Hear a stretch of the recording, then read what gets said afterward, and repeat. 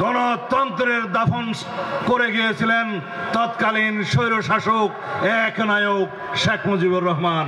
তার কন্যা আওয়ামী লীগের দাফন করে গেছেন 2024 সালের 5ই আগস্ট। আওয়ামী লীগের ইতিহাস নিজেরাই নিজেদের দলকে দাফন করার ইতিহাস। 1975 সালে এক দলীয় শাসন ব্যবস্থা কায়েম করার মধ্য দিয়ে শেখ মুজিবুর রহমান আওয়ামী লীগের সাংবিধানিকভাবে কবর রচনা করে গিয়েছিলেন। এই দেশের বহুদলীয় গণতন্ত্রের দাফন করে গিয়েছিলেন তৎকালীন স্বৈরশাসক একনায়ক শেখ মুজিবুর রহমান।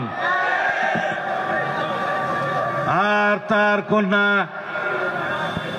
আওয়ামী লীগের দাফন করে গেছেন 2024 সালের 5ই আগস্ট।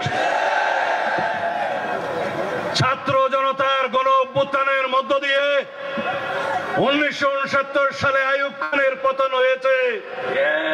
1990 সালে স্বৈরশাসক সামরিক শাসক এরশাদের উৎখাত হয়েছে। 2024 সালের 5ই আগস্ট স্বৈরশাসক পৃথিবীর নিকৃষ্টতম খুনি, জাতিসংঘ স্বীকৃত সবচাইতে জঘন্য হত্যাকারী, গণহত্যাকারী শেখ হাসিনার পতন হয়েছে। আওয়ামী লীগের রাজনৈতিক মৃত্যু হয়েছে। আপনারা এই সংবাদ বাংলাদেশের সমস্ত রাজনৈতিক কর্মীদের কানে কানে পৌঁছে দিবেন।